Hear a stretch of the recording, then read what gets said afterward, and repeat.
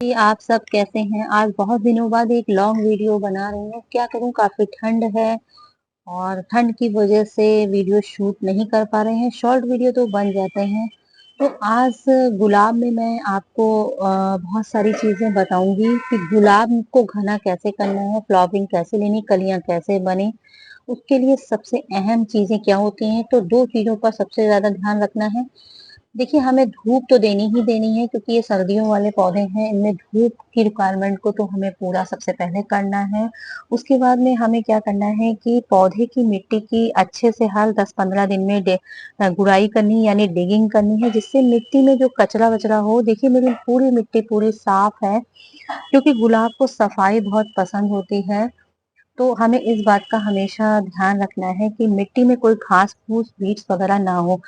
वो उसके होने से क्या होता है कि जैसे ही ये सब चीज़ें जम जाती हैं तो प्लांट अपनी ग्रोथ को भी कम कर देता है, यानी जो उसकी ग्रोथ है वो कम हो जाती है। तो हमें हर 10 से 15 दिन में पौधे की डिगिंग भी करनी है। इसके अलावा क्या होता है, जो धूप होती है वो पौधों में कम से कम 6 से 7 घंटे की मिलनी चाहिए। अगर नहीं भी मिल पा रही है तो कम से कम 2 से 3 घंटे पौधे की फ्लावरिंग पर भी धूप लगे, पत्तियों पर भी, स्टेम पर भी, जिससे पौधा पूरा ऑल ओवर ग्रोथ करने पर लग जाता है। आज की वीडियो में हम जानेंगे कि हम कैसे अपने पौधे को घना बनाएं, उसके लिए हमें क्या करना पड़ता है। तो सबसे पहले तो जो हमारे जो स्टैंड फ्लावर होते हैं, यानी जो फूल खिल के सूख चुके होते हैं या झड़ रहे होते हैं, जैसे कि आप मेरा ये फ्लावर देख रहे हैं जो बिल्कुल सूख चुका है, अपने आप झड़ गया है। अगर नहीं भी झड़ता है तो आप हम उसको तो 3 नोड एरिया यानी आप देख रहे हैं साफ-साफ ये पहला मैंने लिया है, दूसरा और 3 नोड एरिया के बाद यानी 3 पत्ती और 5 पत्ती के बीच का हिस्सा हम लेंगे। 5 पत्ती नहीं है कोई बात नहीं, आपके प्लांट में 3 पत्ती हैं उसको कट कर देंगे। ऐसा करने से क्या होगा कि यहाँ से हमारी 2 ब्रांचेज़ बनेंगी।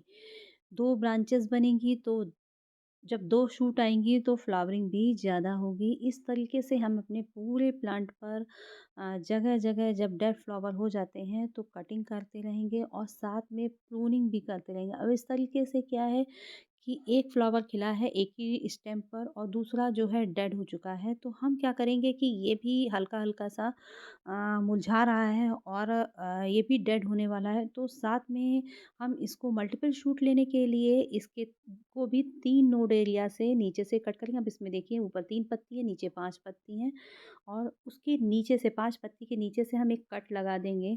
कट लगाएँगे फिर वहाँ से भी मल्टीपल शूट लेंगे। पौधे को घना बनाने के लिए हमें प्रूनिंग और मल्टीपल शूट लेने के लिए, कलियाँ बनाने के लिए हमें डेड फ्लावर को कट करना पड़ता है। अगर हम डेड फ्लावर को कट नहीं करेंगे तो वह बीज बनने लगेगा और हमारी कलियाँ बनना बंद हो जाएँगी, प्लांट बुशी नहीं कर सकते हैं। प्लांट को घना और बुशी बनाने के लिए हमें इस तरीके के स्टेप को ध्यान में रखना पड़ता है और प्लांट्स को फोकस अगर नहीं करेंगे, हर चीज़ पर ध्यान नहीं देंगे, बहुत सारी चीज़ें ज़िम्मेदार होती हैं पौधे पर फ्लावरिंग लेने के लिए, एक ही चीज़ नहीं होती है। तो ये था एक ऐसा पार्ट पौधे को बुशी बनाने के लिए कि हम इसको कट कैसे, प्रून कैसे करें और मल्टीपल शूट कैसे लें। देख रहे हैं आप एक शूट पर ही कितनी सारी कलियाँ आई हैं, ये इसी का ही प्रूनिंग करने का और डेड फ्लावर को निकालने का तरीके से तरीका जो मैंने अपनाया था उसी से ही ये मल्टीपल शूट जगह-जगह आपको दिख रही हैं और कलियाँ दिख रही हैं। ऐसा हम प्लांट पर कई बार करेंगे जब भी हमारा फ्लावर डेड हो जाता है और कुछ भी अगर इस तरह की आपकी रोज़ पर जो सूखी हुई टहनियाँ हैं, डेड फ्लावर हैं, डेड स्टेम्प है, उसको भी निकालते रहिए और इस तरह के की देखिए नई शूट निकल आई है। अभी मैंने ये रिसेंटली इसको प्रून किया है अपने प्लांट को। डेड फ्लावर थे सारे निकाल दिए, सूखी ही स्टेम थी उनको भी निकाल दिया और अब नई शूट आ गई है इसमें भी।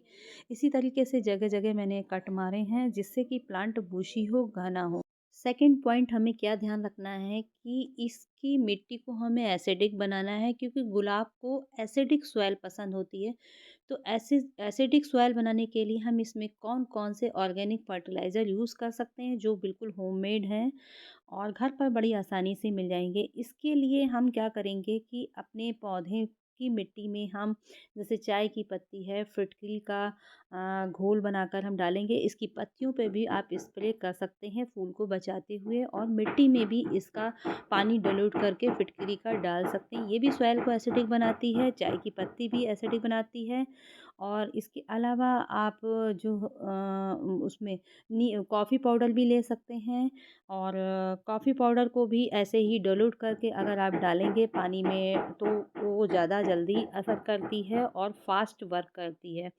तो इन तीनों में से आप एसिडिक सॉइल बनाने के लिए प्लांट की मिट्टी को एसिडिक बनाने के लिए आप तीनों में से किसी का भी एक का इस्तेमाल कर सकते हैं। एक बार में एक ही चीज़ का इस्तेमाल हमें अपने प्लांट पे करना है।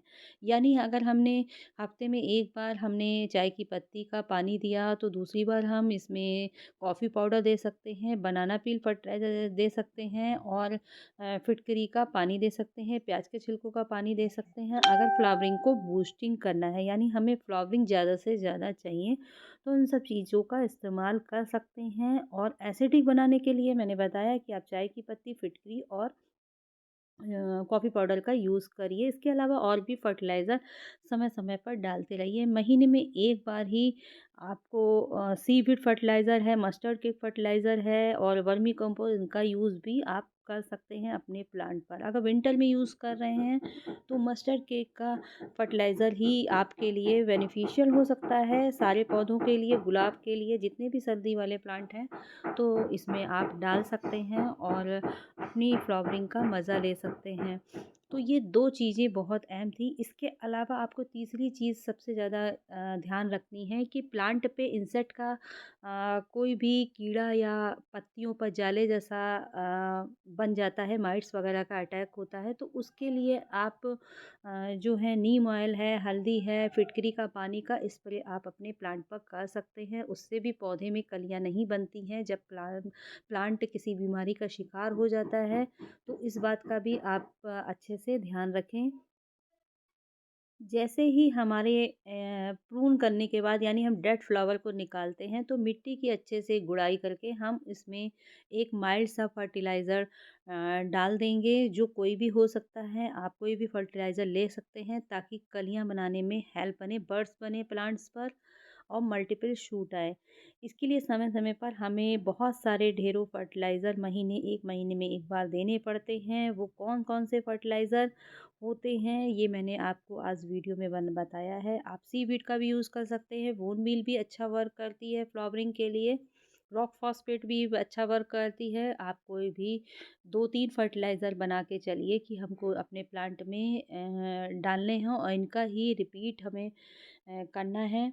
जैसे मैंने चाय की पत्ती है, कॉफ़ी पाउडर है, बनाना पील है, ये सब चीज़ें जो है बनाना का लिक्विड फर्टिलाइज़र आप अपने प्लांट में डालेंगे तो बहुत ही अच्छी फ्लावरिंग देखने को मिलेगी। ये सब होममेड फर्टिलाइज़र हैं जिनका यूज़ आप कर सकते हैं। प्लांट को बुशी बनाने के लिए आपको प्रूनिंग करनी पड़ेगी, डेड हेडिंग करनी पड़ेगी, और उसके बाद में दूसरा काम आपको फर्टिलाइज़र अपने प्लांट में अच्छे से देना है। चाय की पत्ती और कॉफ़ी पाउडर और फिटकरी का पानी, ये सॉइल को एसिडिक बनाता है, और जब एसिडिक सॉइल होगी तो आपका इसका पीएच लेवल भी अच्छे से मेंटेन रहेगा, और जब पीएच लेवल मेंटेन रहेगा तो हमारे फ्लावरिंग भी मस्त होगी, अच्छे से होगी, ब्लूमिंग अधिक करेगा, प्लांट्स बड्स बनाएगा। इसके अलावा और छोटी-छोटी सी चीज़ें होती हैं, जैसे प्लांट की मिट्टी में नमी बनाकर रखनी, यानी मॉइस्चर मेंटेन करके रखना है, ना पानी ज़्यादा किच-किच, क्योंकि गुलाब को कीचड़ वाली मिट्टी बिल्कुल नहीं पसंद होती है, और उसको हमेशा मॉइस्चर बना रहे ऐसी मिट्टी दीजिए। जब भी फर्टिलाइज़र का उपयोग करें तो हमेशा मिट्टी जो है प्लांट की सूखी हुई होनी चाहिए, 2 से 3 इंच, तभी किसी भी फर्टिलाइज़र का उपयोग करें। अगर हम इन छोटी-छोटी बातों का ध्यान रखते हैं, प्लांट को अटेंशन देते हैं, तो प्लांट निश्चित ही फ्लावरिंग करेगा।